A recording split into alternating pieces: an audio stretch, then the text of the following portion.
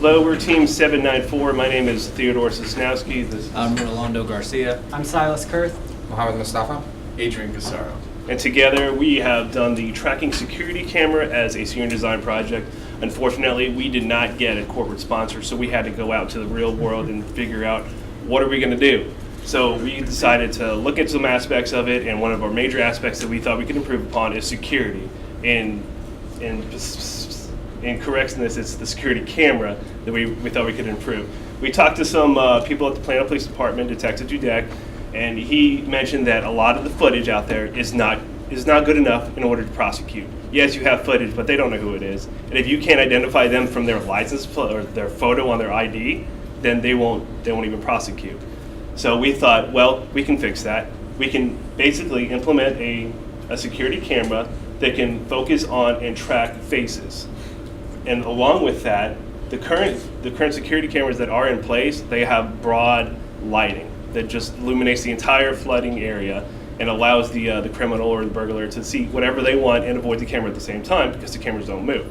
So we thought, hey, we're going to make a spotlight for them that focuses directly on them and follows them along with tracking them so they can't get out of our aspect of ratio. We're always going to see them. Currently, our goals for this project are going to be able to track a subject that is walking pace and also one that is a jogging pace at a certain frame rates.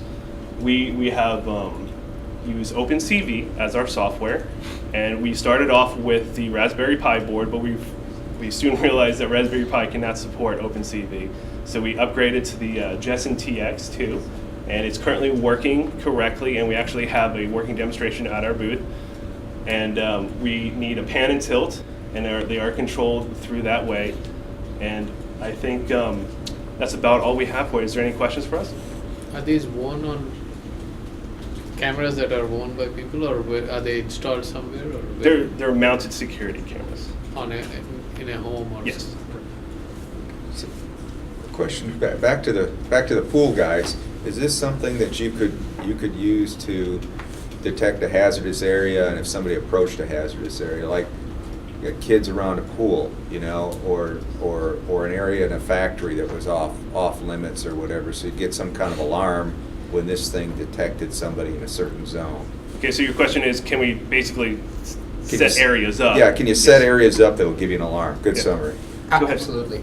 So with the OpenCV open source library, it already comes with pre-trained databases that can track faces, bodies, and so forth. So we can just change the algorithm to instead detect the body approaching some kind of ascertained area. Yeah. And if it does approach that, it can immediately send out an alert or set off some sound systems and work in that fashion as well.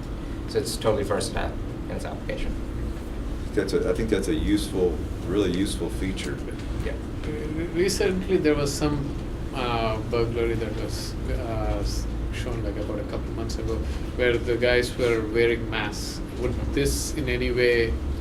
Absolutely. So our program doesn't just rely on facial recognition. In order to keep the intruder or the criminal in focus, it blocks out ambient motion and focuses in on motion of large bodies or bodies that we have trained our program to detect as a moving person. And we can even do pose estimation to determine whether the movement is threatening or if it's approaching some area that we don't want trespassers to approach and so forth. So it can keep that person in track, and it can, if they're making a getaway with their car, it can also recognize license plates and so forth. So Again, another point you guys ought to have on your follow-up. So it does the facial recognition and all the others. right, we can, as of right now, at our booth, we've only implemented the facial recognition to just not get too ambitious, but we have a whole semester where we can improve upon it, add other features, absolutely. So I see your hand in the back.